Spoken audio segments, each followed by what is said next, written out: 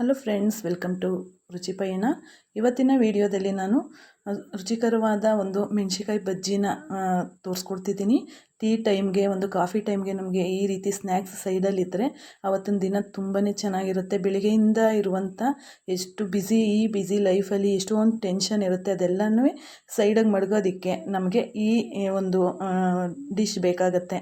Tea ಕುಡಿತಾ ಪಕ್ಕದಲ್ಲಿ ಒಂದು ಬಜ್ಜಿನ ತಿಂತಾಯಿದ್ರೆ ಖಾರ ಸಿಹಿ ಒಂದು ಒಳ್ಳೆ ಟೇಸ್ಟ್, ಮತ್ತು ನಮಗೆ ಎಷ್ಟು ಮನಸ್ಸು ಫ್ರೀ ಆಗುತ್ತೆ ಅಂದರೆ ತುಂಬಾ ನಮಗೆ ಎಷ್ಟು ಬೆಳಗ್ಗೆಯಿಂದ ಆಗಿರುವಂಥ ಸುಸ್ತಾಗ್ಬೋದು, ಆಯಾಸ ಆಗ್ಬೋದು, ಎಲ್ಲ ಕಳೆದೋಗುತ್ತೆ. ಬನ್ನಿ ಆಗಿದ್ರೆ ಇದನ್ನು ಹೇಗೆ ಮಾಡಿದೆ ಅಂತ ನೋಡೋಣ. ಎಷ್ಟು ಸುಲಭವಾಗಿ ಮಾಡುವಂಥದ್ದು ನೋಡಿ. ಮೆಣಸಿಕಾಯಿ ಬಜ್ಜಿಯನ್ನು ನಾನು ಮಾಡೋದಕ್ಕೆ ಮೆಣಸಿಕಾಯನ್ನು 2 ಭಾಗ ಮಾಡ್ಕೊಂಡಿದ್ದೀನಿ. ನೀವು ಅದನ್ನು 4 ಭಾಗ ಬೇಕಾದರೂ ಮಾಡ್ಕೋಬೋದು, ಅಥವಾ 8 ಭಾಗ ಬೇಕಾದರೂ ಮಾಡ್ಕೋಬೋದು. ಮಧ್ಯಕ್ಕೆ ಕಟ್ ಮಾಡಿ, ಯಾಕೆಂದರೆ ದೊಡ್ಡದಾಗಿದೆ. ನಾನು ಚೆನ್ನಾಗಿರುತ್ತೆ ಅಂತೇಳಿ ಈ ರೀತಿ ಕಟ್ ಮಾಡಿದ್ದೀನಿ. ಮತ್ತು ನನಗೆ ಕ್ಲಿಪ್ಪಿಂಗ್ ಮಿಸ್ ಆಗಿದೆ. ಅದು ಖಾರ ಹೋಗೋದಕ್ಕೆ ನಾನು ಸ್ವಲ್ಪ ಒಂದು 5 ನಿಮಿಷ ಉಪ್ಪು ನೀರಲ್ಲಿ ಅದನ್ನು ನೆನೆಸಿಟ್ಟಿದ್ದೆ. ಅದು ಒಂದು ಸೀಕ್ರೆಟ್ ಅಂತಲೇ ಹೇಳ್ಬೋದು. ಈಗ ನೋಡಿ, 1.5 ಕಪ್ ಆಗೋಷ್ಟು ಕಡಲೆ ಹಿಟ್ಟನ್ನು ತಗೊಂಡಿದ್ದೀನಿ. ಅದಕ್ಕೆ ಒಂದು ರುಚಿಗೆ ತಕ್ಕಷ್ಟು ನಾನು ಉಪ್ಪನ್ನು ಹಾಕ್ಕೊಂಡು, ಒಂದು 2 ಚಿಟಿಕೆ ಆಗುವಷ್ಟು ಸೋಡಾ ಮತ್ತು ಇದನ್ನು ಮೆಣಸಿಕಾಯಿ ಪುಡಿ ಜೊತೆಗೆ ಒಂದು ಕಾದಿರುವಂಥ ಎಣ್ಣೆ, ನಾವೇನಾದರೂ ಅಡುಗೆ ಮಾಡಿ ಇಟ್ಟಿರ್ತೀವಿ ನೋಡಿ, ಆ ಎಣ್ಣೆಯನ್ನು ಹಾಕ್ಕೊಂಡ್ರೆ ಗರಿಗರಿಯಾಗಿ ಬರುತ್ತೆ. ಇದನ್ನು ಚೆನ್ನಾಗಿ ಮಿಕ್ಸ್ ಮಾಡಿಕೊಂಡು ಇದನ್ನು ಚೆನ್ನಾಗಿ ಕಲಿಸ್ಕೋಬೇಕು. ನಾವು ಯಾವ ಹದದಲ್ಲಿ ನೀಟಾಗಿ ಕಡಲೆ ಹಿಟ್ಟನ್ನು ಮಿಕ್ಸ್ ಮಾಡ್ಕೋತೀವಲ್ಲ, ನೀಟಾಗಿ ಕಲಿಸ್ಕೋತೀವಲ್ಲ ಒಂದು ಹದವಾಗಿ, ಅದು ನಮಗೆ ನೀಟಾಗಿ ಗರಿಗರಿಯಾಗಿ ಸ್ಮೂತಾಗಿ ನಮಗೆ ಬಜ್ಜಿ ಬರೋದಕ್ಕೆ ಅನುಕೂಲ ಆಗುತ್ತೆ. ಹಾಗಾಗಿ ನಾನು ಇದಿಷ್ಟನ್ನು ರೆಡಿ ಮಾಡಿಕೊಂಡೆ. ಈ ರೆಡಿ ಮಾಡ್ಕೊಂಡಾದ ನಂತರ ಈಗ ನಾನು ಫಸ್ಟು ಒಂದು ಒಬ್ಬೆಗೆ ಎಷ್ಟು ಹಾಕ್ತೀನಿ ಬಜ್ಜಿಯನ್ನು, ಅಷ್ಟು ಮೆಣಸಿಕಾಯನ್ನು ನಾನು ಇದರೊಳಗಡೆ ಹಾಕ್ತೀನಿ. ನೋಡಿ ಯಾವ ರೀತಿ ಹದವಾಗಿ ನಾವು ಕಲಿಸ್ಕೋಬೇಕು. ಜಾಸ್ತಿ ಗಟ್ಟಿನೂ ಆಗಬಾರ್ದು, ಮುದ್ದೆ ರೀತಿ ಆಗುತ್ತೆ. ಜಾಸ್ತಿ ತೆಳುವಾದರೆ ಕಡಲೆ ಹಿಟ್ಟು ಅದಕ್ಕೆ ಕಚ್ಚೋದಿಲ್ಲ. ಹಾಗಾಗಿ ನಾವು ಒಂದು ಹದವಾಗಿ ಕಲಿಸ್ಕೋಬೇಕು. ಜೊತೆಗೆ ಇದನ್ನೆಲ್ಲ ಚೆನ್ನಾಗಿ ನೆನೆ ಹಾಕಬೇಕು. ಫಸ್ಟು ನಾವು ಎಷ್ಟು ಹಾಕ್ತೀವೋ, ಒಂದು 5 ಹಾಕ್ತೀವೋ 6 ಹಾಕ್ತೀವೋ, ನಂತರ ಅದನ್ನು ನೀಟಾಗಿ ಜಾಸ್ತಿ ಮೆತ್ಕೊಂಡ್ಬಿಟ್ಟಿರುತ್ತೆ ನೋಡಿ ಕಡಲೆ ಹಿಟ್ಟು, ಅದನ್ನು ಹದವಾಗಿ ಅದನ್ನು ನಾವು ಪಾತ್ರೆ ಇಟ್ಕೊಂಡಿರ್ತೀವಲ್ಲ ಅದಕ್ಕೆ ಸವರಬೇಕು. ಅದು ಎಷ್ಟು ಬೇಕು ಅಷ್ಟೇ ಇಟ್ಕೊಂಡು, ಅದು ಮೆಕ್ಕುದು ಎಕ್ಸ್ಟ್ರಾ ಇರುವಂಥದ್ದು ಬಂದುಬಿಡುತ್ತೆ. ಈಗ ನೋಡಿ, ಎಣ್ಣೆ ಕಾಯೋದಕ್ಕೆ ಇಟ್ಟಿದ್ದೆ. ನಾನು ಅದಕ್ಕೆ ಸ್ವಲ್ಪ ಟೆಸ್ಟ್ಗೆ ಕಾದಿದೆಯಾ ಅಂತ ಸ್ವಲ್ಪ ಹಾಕ್ಬಿಟ್ಟು ನಾನು ಬಜ್ಜಿಯನ್ನು ಹಾಕೋತಾ ಇದ್ದೀನಿ. ಇದು ಎಷ್ಟು ಹಿಡಿಸುತ್ತೆ ಅಷ್ಟೇ ಹಾಕಬೇಕು. ಮೇಲೆ ಹಾಕಿದ್ರೆ ಕಚ್ಕೊಂಡ್ಬಿಡುತ್ತೆ. ಆಗ ಹಿಟ್ಟೇನಿದೆ ಅದೆಲ್ಲ ಕಿತ್ಕೊಂಡು ಬರೋ ಸಾಧ್ಯತೆ ಜಾಸ್ತಿ ಇರುತ್ತೆ. ಹಾಗಾಗಿ ನಮಗೆ ನಿಧಾನವಾದ್ರೂ ನೀಟಾಗಿ, ಯಾಕೆಂದರೆ ಅದು ಪೀಸು ದಪ್ಪ ಇರೋದ್ರಿಂದ ಸ್ವಲ್ಪನೇ ಹಾಕ್ಕೊಂಡು ನಾವು ಬೇಯಿಸ್ಕೋಬೇಕಾಗತ್ತೆ. ಸ್ವಲ್ಪ ಒಂದು 2 ನಿಮಿಷ ಆದ ನಂತರ ಅದನ್ನು ಮೇಲೆ ಕೆಳಗೆ ಮಾಡಿ ನಾವು ಅದನ್ನು ಬೇಯಿಸ್ಕೋಬೇಕಾಗತ್ತೆ. ಯಾಕೆಂದರೆ ಒಂದೇ ಕಡೆ ಸೀದೋದಂಗಾಗಿ ಮೇಲೆಲ್ಲ ಬೇಯದೆ ಹಿಟ್ಟು ಉಳ್ಕೋಬಾರ್ದು.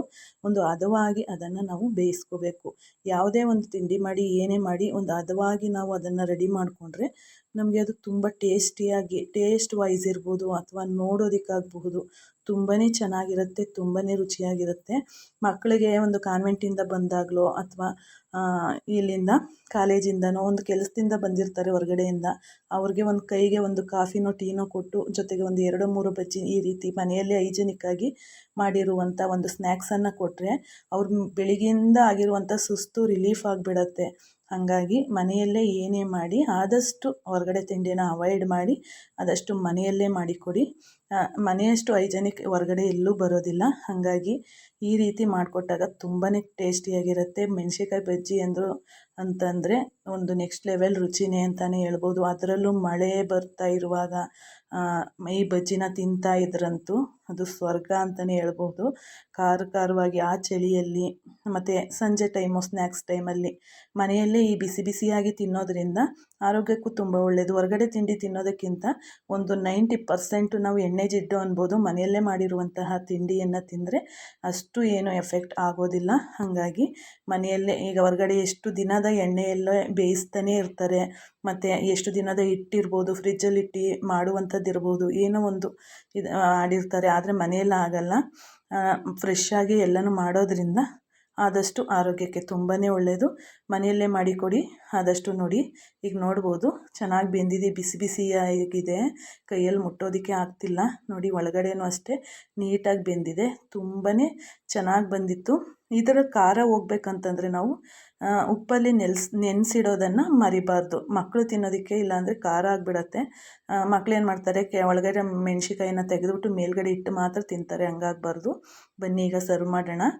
ದಪ್ಪ ದಪ್ಪ ಆಗಿರುವಂತಹ ಒಂದು ಮೆಣಸಿಕಾಯಿ ಬಜ್ಜಿ ತುಂಬ ನೋಡೋದಕ್ಕೂ ಕಲರ್ಫುಲ್ಲಾಗಿದೆ ಮತ್ತು ತಿನ್ನೋದಕ್ಕೂ ತುಂಬಾ ಚೆನ್ನಾಗಿತ್ತು.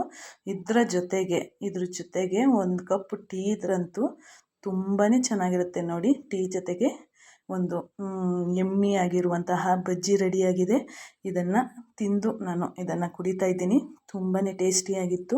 ಮನೆಯಲ್ಲಿ ನೀವು ಇದೇ ರೀತಿ ಆದಷ್ಟು ಮನೆಯಲ್ಲೇ ಮಾಡಿಕೊಡಿ ತಿಂಡಿಯನ್ನು ಅಂತ ಹೇಳ್ತಾ, ಇನ್ನೊಂದು ನೆಕ್ಸ್ಟ್ ವಿಡಿಯೋದಲ್ಲಿ ಇನ್ನೊಂದು ಅಡುಗೆಯೊಂದಿಗೆ ನಿಮಗೆ ಸಿಗ್ತೀನಿ ಅಂತ ಹೇಳ್ತಾ ಧನ್ಯವಾದಗಳು ಫ್ರೆಂಡ್ಸ್. ನಿಮ್ಮ ಸಪೋರ್ಟ್ ಹೀಗೆ ಇರಲಿ.